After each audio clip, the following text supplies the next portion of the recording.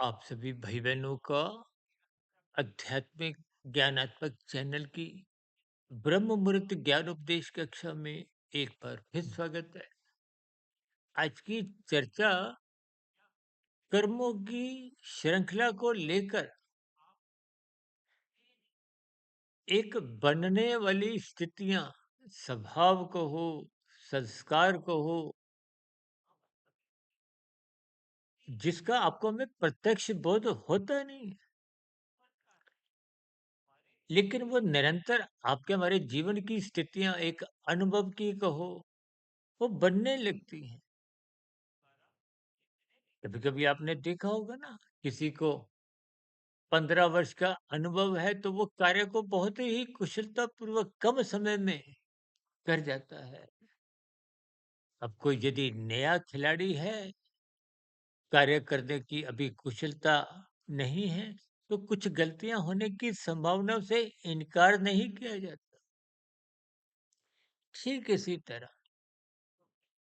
आप तमोगुण, रजोगुण और सतोगुण की स्थितियों को तर्कपूर्वक अपने जीवन में समझ सकते हैं। तमोगुण, रजोगुण और सत्वगुण, इन सभी स्थितियों को आपको तर्कपूर्वक समझना है, ताकि को पाने का आपका मेरा लक्ष्य बने। तमोगुण में अज्ञानता में एक स्थितियां होती हैं, जड़ता होती है, आलस्य होता है। अभी कुछ रोज पहले हमने देखी असंभव शब्द को अज्ञानता और अंधकार से जोड़ते हुए स्थितियों पे कुछ प्रकाश डाला था। क्योंकि असंभव में आ शब्द, अज्ञानता में आ शब्द तो नहीं, वो वर्ण। इसी तरह अंधकार में आवर्ण। ये सभी स्थितियां कुछ तर्क पूर्वक समझनी चाहिए। देखिए, आपके हमारे जीवन में सात्विक स्थितियां मजबूत हों, यही तो आपके हमारे जीवन का एक लक्ष्य है। चार पुरुषार्थ हैं: धर्म, अर्थ, काम, मोक्ष। संसारी स्थितियां अर्थ और काम के इर्द गिर्द ही घूमती हैं। संसार बिगड़े नहीं, इसलिए शास्त्र बार बार कहते हैं धर्म की चार दीवारी के भीतर अर्थ और काम को रखो। और हम अपनी चर्चाओं में इसलिए बार बार क्या कहते हैं, धर्म की चार दीवारी इतनी ऊंची रखो, इतनी मजबूत बनाओ कि आपकी हमारी जो एक अर्थ और काम है वो बिगड़े नहीं। वो अर्थ और काम उस धर्म की चार दीवारी को लांद ना सके, कूद ना सके, तोड़ ना सके। क्योंकि अर्थ और काम जब बिगड़ते हैं, तभी तो आपके हमारी जो कर्मों की स्थितियां हैं वो बिगड़ती हैं। अब कर्म अच्छे होंगे या बुरे होंगे, वो निरंतर जिस कर्म को आप और हम करते जाते हैं, वही आपका हमारा स्वभाव बनता है। यानी कि कर्मों की श्रृंखला को हो, निरंतर कर्मों की स्थितियां को हो, एक अनुभव की स्थितियां को हो, किसी भी रूप में, यही आपके हमारे जीवन की एक दिशा पकड़ लेती है। और दिशाएं तो दो ही हैं: संसार या फिर परमात्मा। संसार का अभिप्राय माया की स्थितियां हैं, माया का अभिप्राय राजसी तामसी स्थितियां हैं। जबकि परमात्मा का मार्ग, परमात्मा क्योंकि विशुद्ध सत्वगुणी सत्ता है, उस विशुद्ध सत्वगुणी सत्ता को जानने के लिए, पहचानने के लिए, जुड़ने के लिए आपको में सत्वगुण में स्थित होना होता है। सर, कभी-कभी हम अपनी चर्चाओं में कहते हैं ना, आईएएस अधिकारी बनने के लिए पहले आपको हमें प्रिलिमिनरी टेस्ट पास करना होता है। ठीक इसी तरह परमात्मा विशुद्ध सत्वगुण ही सत्ता है। देखिए, संसारी सत्वगुण को एक मलिनता से भी जोड़ा जाता है। हालांकि संसारी सत्वगुण को एक उत्कृष्ट, ये तीन ही तो गुण है: तमोगुण, रजोगुण, सत्वगुण। तकनीकी रूप से तो तमोगुण को पदार्थों से जोड़ा गया है, रजोगुण को क्रिया से और सत्वगुण को ज्ञान से। स्थिति की व्यवस्था में तीनों गुणों का महत्व है। जो-जो हम बार-बार कहते हैं ना, तमोगुण की निंदा करो, रजोगुण की उपेक्षा करो, प्रशंसा केवल सतोगुण की करो, तो उसके पीछे का एक अलग भाव है। निंदा का तमोगुण की निंदा का अभिप्राय केवल उस दृष्टिकोण से है कि आप तमोगुण की निषेधात्मक स्थितियों का संग मत करो, कानून का उल्लंघन मत करो। हम बार बार कहते हैं ना, लाल बत्ती पे रुको, हरी बत्ती होने पे ही आप चलो, क्योंकि जब आपकी लाल बत्ती है तो इसका अभिप्राय क्या है? किसी अन्य वाहन चालकों के लिए हरी बत्ती है। जैसे आप पहले हरी बत्ती पे चल रहे थे, चलने की स्थितियाँ कब बनती हैं? जब अन्य वाहन चालक अपनी-अपनी लाल बत्ती पर रुक जाते हैं। यानी कि अपने कर्तव्यों का पालन करते हुए लाल बत्ती पे रुको, दूसरों के अधिकारों का सम्मान करो। ये स्थितियाँ कितनी सरल होते हुए भी मनुष्य, यूँ तो देखिए पूजा-पाठ और भी कर्म कांड करने में कितना समय, धन लगाता है, लेकिन जब लाल बत्ती पे रुकने की एक स्थितियाँ होती हैं, तो उन स्थितियों से जब आप और हम वंचित रहते हैं। देखिए, लाल बत्ती, हरी बत्ती मात्र एक साधारण स्थिति है, इसलिए हम बार-बार इस बात को उठाते हैं कि बात कहीं आपके भीतर में पहुँच जाए, रुक जाए। रुका हुआ ज्ञान ही आपके हमारे जीवन में सकारात्मक परिवर्तन लाता है, सात्विक स्थितियां मजबूत करता है, साधना की एक स्थितियों की ओर ले जाता है। और यदि सात्विक स्थिति ही डामाडोल है, कमजोर है, तो फिर आपके हमारी वो राजसी स्थितियां होती हैं। राजसी स्थितियों का तमोगुण में गिरने की स्थितियां बार बार बनती रहती हैं। इसीलिए तो शास्त्र बार बार क्या कहते हैं, रजोगुण को सतोगुण की लगाम से मर्यादा में रखो, नियंत्रण में रखो। ये बुद्धि मन के ऊपर उसका बॉस है। यही ज्ञान उपदेश गीता में भगवान श्री कृष्ण जी ने अर्जुन के रथ के जो 5 घोड़ों की स्थितियां हैं, उसकी लगाम को अपने हाथ में रखा। इसका अभिप्राय क्या है? कि आप गुरु की आज्ञा में रहो। जैसे हम कहते हैं ना, माता-पिता की आज्ञा में रहो, शिक्षक की, अध्यापक की आज्ञा में रहो। जो बच्चे अपना विकास कर पाते हैं। पहले गुरुकुल हुआ करते थे, वहां भौतिक शिक्षा, आध्यात्मिक ज्ञान की विभिन्न स्थितियां समझाई जाती थी। बच्चे वहीं रहते थे। इसको कहते हैं ना ब्रह्मचर्य। आज स्थितियां देखी वैसी तो नहीं है, क्योंकि कलयुग की स्थितियां हैं, लेकिन फिर भी उस दिशा की ओर चलने के लिए आपको अपने कर्मों की जो एक श्रृंखला है, जो दिनचर्या है, जिन कर्मों को आप और हम बार बार करते हैं, वो सात्विक हो। रजोगुण की निंदा नहीं है, लेकिन रजोगुण मात्र सीमित दायरे में रहते हुए करें, क्योंकि सीमित रजोगुण ही आपको हमें तमोगुण में गिरने से बचा लेता है। जब जब रजोगुण फैलता है, नाचता है, आज देखिए ना, 24/7 की जो एक स्थितियां हैं, सातों दिन, 24 घंटे, जब आपका हमारा चिंतन ही विषय भोगों का ही होगा। ये विषय भोग क्या है? गंध, रस, रूप, स्पर्श, शब्द, इन विषयों को कौन भोगना चाहता है? आंख, नाक, जिब्या, त्वचा का। आंख रूप का सुख भोगती है, नाक गंध का, जिब्या रस का, त्वचा स्पर्श का, और कान शब्द का।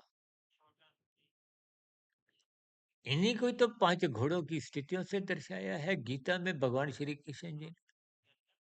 और मन का अभिप्राय क्या है? वो घोड़ों की लगाम है। वो लगाम ही घोड़ों को उनकी दिशा निर्धारित करती है। आपके हमारे जीवन की जो एक दिनचर्या है, वो व्यवस्थित हो।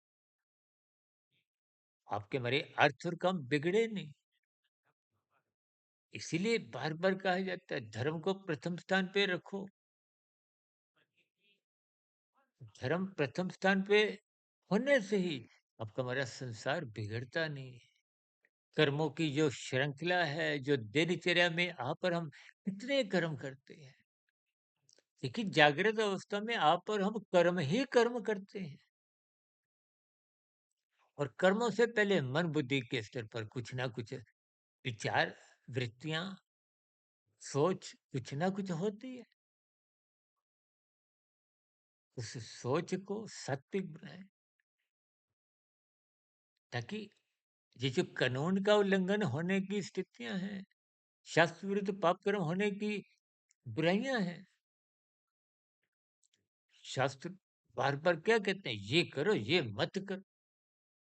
यूं तो मेरी आपकी आत्मा पहले से ही ज्ञान स्वरूप, इसको कोई नए ज्ञान की जरूरत नहीं है। ये जो हम तो पिछले 6.5 वर्षों से, ये तो हमने देखिए इस 6.5 वर्षों में अलग अलग चैनलों के द्वारा 4300 वीडियो प्रसारित किए, इनमें भी कोई नया ज्ञान नहीं। वेदों का सरलीकरण मायातीत महापुरुषों ने उपनिषदों के रूप में किया, उनमें भी कोई नया ज्ञान नहीं है, वेदों में भी कोई नया ज्ञान नहीं है।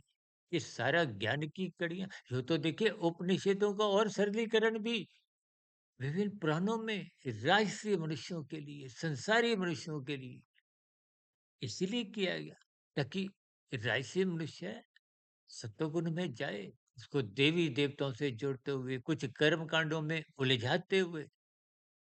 जैसे बच्चे नर्सरी कक्षा में जाते हैं, पूरे वर्ष में भी 1 से 100 तक गिनती सीख नहीं पाते, लेकिन वो आपका हमारा क्रमशः विकास होता है। इसीलिए शास्त्र बार बार कहते हैं सत्संग करो। इसलिए बेमन से सत्संग की भी कहीं कोई निंदा नहीं है। जैसे बच्चे रोते धोते स्कूल जाते हैं, फिर उनका रोना धोना बंद हो जाता है। संसारी मनुष्य भी आरंभिक स्तर पर बेमन से जाते हैं, सत्संग करते हुए इंद्रियों के स्तर पर दिखाई देते हैं। कर्म कांड भी लोभ से या भय से करते हुए दिखाई देते हैं। लोभ किसका है? संसार के भोग बस मिलते रहे। और भय किसका है?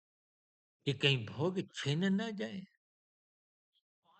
ये जो स्वर्ग नरकों की स्थितियां हैं, स्वर्गों का अभिप्राय इसीलिए दर्शाया गया है कि आप प्रूव करके कार्य करो, पुण्य कर्म करो। देखिए जब कोई स्वर्गों का लालच को हो, कोई प्रोत्साहन की स्थितियां को हो, संसारी मनुष्य को दिखाई जाती हैं, तो फिर वो प्रूव करके कार्य कर। ये विभिन्न प्रकार के कर्म कांड भी आपका हमारा सत्वगुण का रास्ता ही खोलते हैं। और नरकों को भय किस लिए दिखाया गया? ये नीचे की जोनियाँ नारकीय जोनियाँ हैं, दंडमयी जोनियाँ हैं। आपको मैं देखिए अभी कुछ घंटे बाद अभी नाश्ता करूँगा, आप भी करोगे। कुछ दिन में भोजन की व्यवस्था, रहने की सुविधा, पहनने के कपड़े, और भी कितने आपके जीवन में सुख हैं। पशुओं के जीवन में, पक्षियों के जीवन में ऐसी स्थितियाँ नहीं है। कीड़े-मकोड़े कब चल रहे हैं, आपका हमारा पाँव गलती से भी आ जाए, उनकी मृत्यु हो जाती है। आजकल तो देखिए गुटखा खाने वाले, मुझे आज भी ध्यान है, तकरीबन 6.5 वर्ष पहले जब हमने 27 अप्रैल 2019 को अपना प्रथम चैनल सुधीर भाटिया फकीर का शुभारंभ किया था, तो हमने पहली वीडियो कर्मों का रहस्य, कक्षा 001, फिर 002, 3, 4, 5, 6, उनमें, क्योंकि कर्मों की स्थितियां, ये कर्मों की श्रृंखला ही आपके हमारे जीवन की दिशा निर्धारित करती है। इन नीचे की 80 लाख प्रकार की जोनियां, दंड में जोनियां कब बनती हैं? जब आपके हमारे कर्म बिगड़ जाते हैं। कर्मफल सिद्धांत की पैनी नजर निरंतर आपकी हमारी क्रियाओं पर बनी रहती है। कभी कभी मनुष्य सोचता है मैं लाल बत्ती पार करते हुए बच गया, मेरा कोई चालान नहीं कटा, लेकिन परमात्मा की व्यवस्था में आपका हमारा चालान उसी क्षण कट जाता है। आपको मिलने में भी देरी लग सकती है।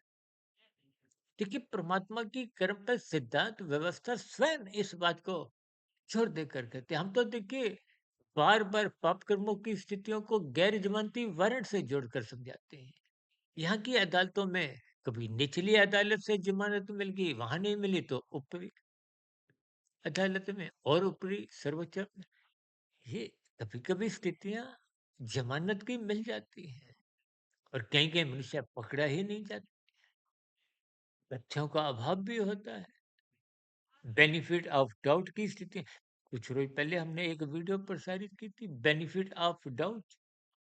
संसारी सुखों को आप कुछ बेनिफिट ऑफ डाउट कीजिए, आप सुख देगा। संसार को दुखल्य का है, भगवान श्री कृष्ण जी ने इस जगत को दुखल्य का है। सुख है, कम है, दुख ही दुख है, इसीलिए दुखल्य कहा गया। स्थितियों को गंभीरता पूर्वक समझिए, अपने कर्मों की दिशा को सात्विक बनाइए। और बिना सात्विक कर्म, देखिए जब भी आप सत्संग नहीं करते तो सात्विक कर्म हो नहीं पाते। अपने जीवन को सात्विक बनाइए, ब्रह्म मुहूर्त में उठे, शास्त्रों का स्वाध्याय करें, ताकि आपके हमारे कर्मों की दिशा बिगड़ने ना पाए। ये बिगड़े हुए कर्म ही आपका हमारा कर्माशय बिगाड़ते हैं। देखिए, कर्म फल सिद्धांत, कर्म पहले हो गया तो फल आना निश्चित है। देखिए, सुख परोपकार के कार्य है। ये तो आप सकाम भाव से भी कर सकते हो, निष्काम भाव से। निष्काम भाव से करोगे तो कर्म के साथ फल जुड़ जाता है, मिलेगा। ये निश्चित स्थिति का ही दूसरा नाम क्या है? सिद्धांत। ये सिद्धांत का मतलब सिद्ध हुआ। एक तो इसमें किसी भी प्रकार की कोई प्रमाण की जरूरत नहीं है। आप और हम अपनी दिनचर्या में झांकिए। तो यदि आप फल नहीं चाहते, जैसे आपने कोई पुण्य कर्म किया, जब किया था तब फल पाने की इच्छा थी। आज आपका ज्ञान बढ़ गया है, परमात्मा को पाने का लक्ष्य बन गया है। पहले संसार को पाने का लक्ष्य था, अपने हजारों लाखों करोड़ों पूर्व करके कार्यों में लगाए। अब उनके फल देखिए, फल तो अधिक ही गुना आते हैं। जैसे आप बीज बोते हो ना खेत में, अधिक फल आते हैं। ऐसे ही प्रूव करके कार्य भी बहुत अधिक गुना आते हैं। लेकिन भोगने की तो स्थितियां, देखिए जिनके पास आज लाखों करोड़ों अरबों, ऐसे कितने मनुष्य हैं जो प्रतिदिन 100-100 करोड़ कमाते हैं। वहां पर हम पूरे जीवन में भी 1-2 करोड़ नहीं कमाते, तो इसका अभिप्राय क्या है? देखिए, आपको हमें देखिए कमाने की ऐसी कोई जरूरत भी नहीं, क्योंकि खाने की सीमित स्थितियां हैं। पर हम नाश्ते में ऐसा नहीं कि देखिए, 500 रुपए प्रतिदिन कमाने वाला कोई नाश्ते में 100 परोठी खाएगा, या 5,000 करोड़ कमाने वाला कोई 100 परोठी खाएगा। खाने की तो एक सीमित स्थितियां हैं। एक बार हमने वीडियो बनाया था ना, ब्रह्मांड, बैंकेट हॉल और बफेट सिस्टम पे। ये बैंकेट हॉल वाले और बफेट सिस्टम वाले, उनका भी तो आंकलन है ना, कि आप इससे ज्यादा खा ही नहीं सकते। तो मनुष्य ने देखिए 60 साल की उम्र हो गई है, अभी तक उसने 2 करोड़ ही खाए हैं, और 10 करोड़ रुपए इकट्ठे करते हुए उसकी नजर 100 करोड़ पे है। जबकि 10 करोड़ जो इकट्ठे कर लिए हैं, वो भी उसने खाने नहीं, वो मात्र संभालने में ही उसका जीवन भी। देखिए, समय तो निश्चित है, उसको आप साधना में लगाओ, परोपकार के कार्यों में लगाओ, और वही आप धन संभालने में, आज धन को यहाँ निवेश करो, वहां निवेश करो, उस वकील से मिलो, उस सीए की सेवाएं लो।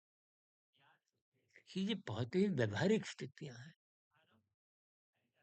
अक्सर मनुष्य इन छोटी छोटी बातों को नजरअंदाज कर देता है, जिसके फलस्वरूप वो परमात्मा के मार्ग पर चल नहीं पाते। इसलिए हम बार बार कहते हैं, ब्रह्म मुहूर्त में उठो। ब्रह्म मुहूर्त में उठने मात्र से आपकी हमारी जो एक चिंतनमय स्थितियां, मनन की स्थितियां हैं, वो सात्विक दिशा की ओर मुड़ने लगती है। क्योंकि बाहरी गुणों का प्रभाव होता है। जब आपको दिन में आप जाते हो, दोपहर की गर्मी अधिक परेशान करती है, सुबह की सूरज की रोशनी परेशान नहीं करती। यानी कि भारी गुणों का एक स्थितियां हैं। हम तो बार बार ब्रह्म मुहूर्त को सतयुग से जोड़ते हैं। सूर्य निकलने के बाद त्रेता युग की स्थितियां हैं, दिन की भागदौड़ द्वापर युग की स्थितियां हैं। क्योंकि सूर्य ढलने के बाद कुछ मौनात्मक स्थितियां कि हमारी भोगों की जो एक ढलान है घातक पदार्थों की ओर, या कुछ और ऐसी मौनात्मक स्थितियां, वो तामसी स्थितियां हैं, कलयुगी स्थितियां हैं। देखिए, मात्र आपने मेरे शब्दों के भावार्थ समझने हैं, ताकि आपके हमारे मिले हुए जीवन में कर्मों में निखार आए। कर्मों में निखार आएगा तो परोपकार के कार्य होंगे, परोपकार के कार्य होने से आप और हम पाप कर्मों से बच जाते हैं, आपका हमारा कर्मशय बिगड़ने से बच जाता है। और जब परोपकार के कार्य भले ही आरंभिक स्तर पर सकाम भाव से होते हैं, धीरे धीरे धन की ओ ज्ञान की स्थितियां मजबूत होती हैं, तो ज्ञान की स्थितियां मजबूत होते होते फिर परोपकार के कार्यों में ही निष्कामता आ जाती है। संसार को भोगने की जो एक प्रवृत्ति पहले थी, उसके प्रति ज्ञान पूर्वक वैराग्य होने लगता है। इसीलिए तो शास्त्र बार बार कहते हैं, कर्म कांड ज्ञान पूर्वक करो। आज लोभ से, भय से कुछ अल्पकालिक सात्विक स्थितियां बनाते हैं। हर 6 महीने बाद नवरात्रों की स्थितियां आती हैं। फिर आप दशहरे की स्थितियों में भी आप देखती हो, अन- कितने वर्षों से आप और हम रावण फूकते आए हैं, लेकिन भीतर की बुराइयों को फूकते नहीं है, जलाते नहीं है, जिसके फलस्वरूप आपके हमारे कर्म कभी कभी बिगड़ जाते हैं। इसलिए शास्त्र बार बार कहते हैं, सत्संग करो, सत्संग करो, ज्ञान में स्थिति में रहो। हम बार बार क्या कहते हैं, ब्रह्म मुहूर्त में उठो। वो सतोगुण की शुद्धतम स्थिति है। स्थितियों को पहचानिए, ताकि आपके कर्मों में निखार आए। क्योंकि कर्मों की श्रृंखला ही आपके मेरे स्वभाव का अभिप्राय, आपके मेरे संस्कारों की स्थिति है, स्वभाव का अभिप्राय, जिस पर निरंतर आपको फिर जैसे जैसे स्वभाव बन जाता है, तो आपको हमें प्रयास नहीं करने पड़ते। यदि आपका सात्विक स्वभाव बन गया है, तो शुभ कर्म सहज ही करने में प्रकृति आपकी मददगार होती है। देखिए, जब हम भी देखिए, पिछले लगभग 6.5 वर्षों से यूं तो मैं देखिए परमात्मा की प्रेरणा से, गुरुओं के आशीर्वाद से, कुछ पूर्व जन्मों के संस्कार को हो, किसी भी प्रकार की सात्विक स्थितियों के कारण मैं पिछले 30-31 वर्षों से 1 1:30 2 बजे उठने का कुछ ऐसा स्वभाव संस्कार बन गया है, जिसकी बदौलत ही ये सूक्ष्म ज्ञान में स्थितियों का मुझे बहुत हुआ, जिनको हम वीडियो के रूप में, यूं तो हमने देखिए तकरीबन 15 एक वर्ष पहले एक पुस्तक प्रभु की वाणी फकीर की जुबानी लिखी थी। उसी पुस्तक के साथ ही हमने अपने नाम के साथ प्रकाशक के कुछ अनुरोध पे नाम के साथ एक शब्द फकीर लग गया, सुधीर भाटिया फकीर। देखिए, स्थितियां अपने आप परमात्मा के मार्ग पे चलती हैं, बशर्ते आप बुद्धि के स्तर पर निर्णय लें। परमात्मा वैसी वैसी परिस्थितियां बनाने लगते हैं। एक बार अभी हमने वीडियो बनाई थी, परमात्मा को मिस कॉल।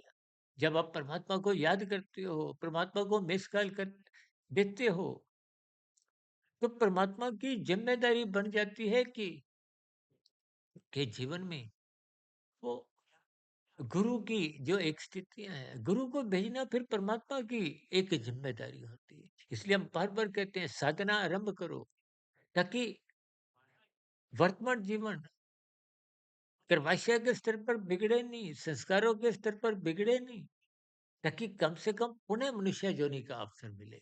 संस देखिए, पुनः मनुष्य जोनि का अवसर तभी मिलता है जब आपकी साधना आरंभ होती है।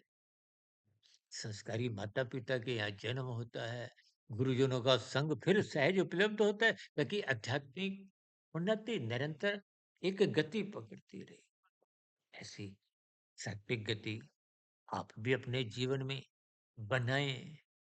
कर्म योग, ज्ञान योग, भक्ति योग की स्थितियों की ओर बढ़ दें। इन्हीं शुभकामनाओं के साथ आज की चर्चा विशेष को अब यहीं विश्राम देते हैं। आज की वीडियो संबंधित कोई बात आपको समझ नहीं आई हो, कोई आपके मन में प्रश्न हो, कोई सुझाव की स्थितियाँ हों, कोई किंतु-परंतु की कोई शिकायत की स्थितियाँ हों, इन सभी प्रतिक्रियाओं का नीचे कमेंट्स बॉक्स पर सदा ही स्वागत है। चर्चा विशेष को ध्यानपूर्वक, धैर्यपूर्वक और गंभीरतापूर्वक सुनने के लिए आप सभी भाई-बहनों को बहुत-बहुत